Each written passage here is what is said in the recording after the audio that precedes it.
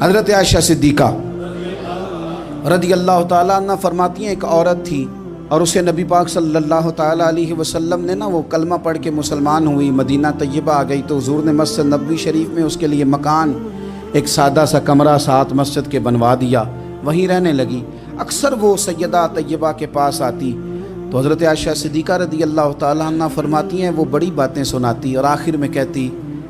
وہ ہار والا دن بھی بڑا عجیب دن تھا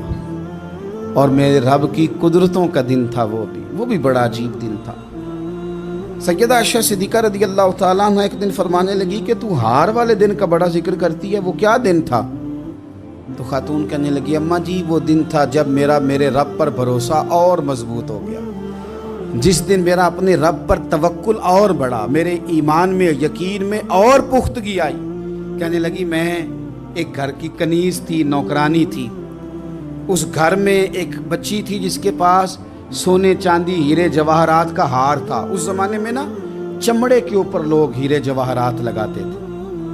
کئی دفعہ سرخ رنگ کے چمڑے پہ لگائے جاتے تھے، وہ بچی پہنتی تھی تو کہتی ہوں بچی کے اس نے اتار کے رکھا یا اس سے گرا وہ ہار تو چیل اسے اٹھا کے لے گئی گوشت سمجھ کے اور میرے سامنے اٹھا کے لے گئی۔ گھر والوں نے مجھ سے پوچھا، یہ بخاری میں موجود ہے، گھر والوں نے پوچھا مجھ سے کہ وہ ہار کہاں ہے تو میں نے کہا چیل اٹھا کے لے گئی۔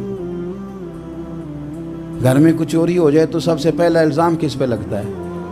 ملازمین پہ۔ کہتے انہوں نے مجھے بڑا مارا، بڑی تکلیف تھی، حتیٰ کہ میری شرمگاہ تک کی تلاشی، میری عزت اتنی خراب کی میں بتا نہیں سکتی۔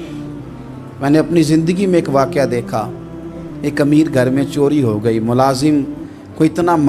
مارا کہ وہ چارپائی پہ پڑ گیا، پولیس والوں سے اتنی مار پروائی گئی کہ وہ بیچارہ چارپائی پہ پڑ گیا اور پھر وہ اتنا بیمار ہوا اور کچھ دنوں کے بعد پتہ چل گیا کہ چور تو اپنا بیٹا ہے ان کا، پھر اس کا انتقال ہو گیا۔ اب وہ سیٹھ صاحب اور گھر والے آ کے مرنے والے کے کان میں معافیاں مانگ رہے ہیں، کان میں۔ تو میں نے ان سے پھر کہا تھا کہ یہ تو اب چلا گیا ہے، تمہارا زور چلتا تھا نا تو تم نے قانون خریدا اور تم نے اسے جتنا ہو سکا تم نے اسے مار پڑوائی، تمہارے پاس جو عدالتیں تھیں تم نے وہاں کارروائی کی، اب ایک عدالت قیامت کے دن لگے گی۔ یہ کمزور تھا نا، کچھ کر نہیں سکا۔ میرے نبی پاک صلی اللہ علیہ وسلم نے فرمایا سن لو، اگر سینگ والی بکری نے بغیر سینگ والی بکری کو تکلیف دی ہوگی نا تو قیامت کے دن اسے بھی بدلہ دینا پڑے گا کہ تیرے پاس سینگ تھے اور تو نے اسے مارا تھا۔ وہ خاتون عرض کرتی ہے سیدہ عائشہ کی خدمت میں کہ مجھے بڑا مارا، مجھے تکلیف دی، میں کہہ رہی تھی کہ میرے سامنے چیل لے گئی ہے پر وہ نہیں مان رہے تھے، اماں جی انہوں نے مجھے بڑا مارا۔ حضرت عائشہ صدیقہ کہتی ہیں پھر کیا ہوا؟ کہنے لگی اماں جی جب کوئی میرا مددگار نہ رہا، مجھے تکلیف دے رہے تھے، رسوا کر رہے تھے، تو میں نے اپنے رب سے مدد چاہی،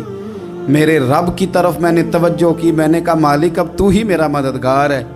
کہتی ہے وہ مجھے مار رہے تھے تو وہ چیل جو ہار لے گئی تھی وہی لے کے واپس آ گئی